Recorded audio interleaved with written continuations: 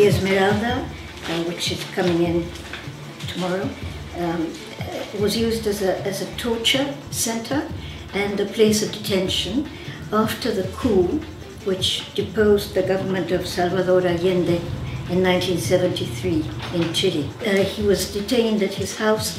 He was tortured in several naval premises and tortured to such an extent that he was practically dead when he was taken finally to the Esmeralda, to the infirmary, but he only spent an hour there.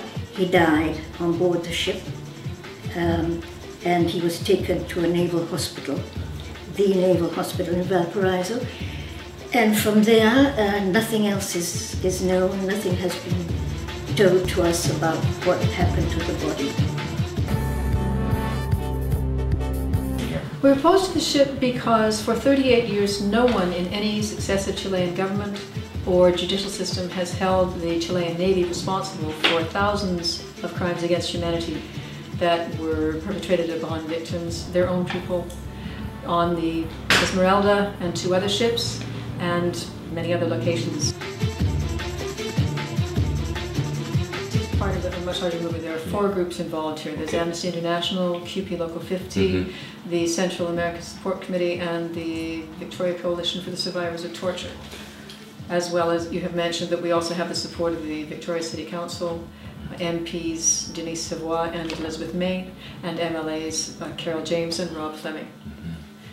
So we will be meeting the ship tomorrow, and we will be demonstrating against its presence there, and several placards, banners, hopefully a lot of.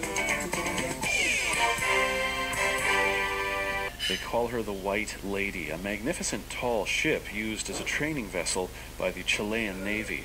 But there is a dark side to the vessel known as the Esmeralda. The Esmeralda was used as a prison and torture vessel during the Pinochet regime some 30 years ago in Chile.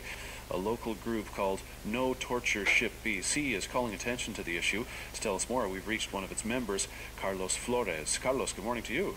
Good morning, buenos dias. Buenos dias. And can you tell us how Augusto Pinochet used the Esmeralda during his reign in the 1970s and 80s? This ship was used as a floating torture chamber in which individuals opposed to the dictatorship would be transported in there.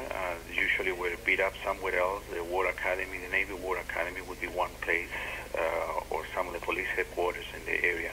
And then from there would be transported to the Esmeralda for a variety of reasons. Either they have a better, quote-unquote, method of extracting information, or for some other reasons. But what would rectify this? I don't know if anything can, but what might make it acceptable for this country to accept that ship, in your view?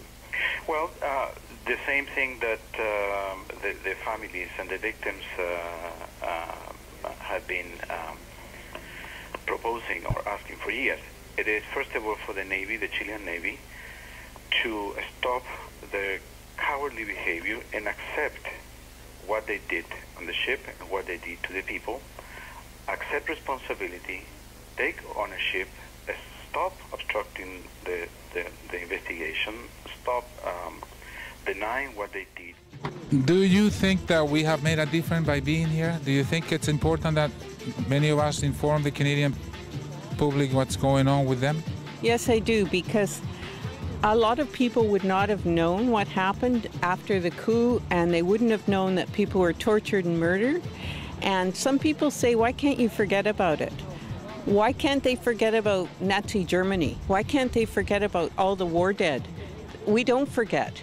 Once these events happen, they can reoccur if they are not addressed, and the families and those that have suffered most directly have not been apologized to and given the respect that they deserve.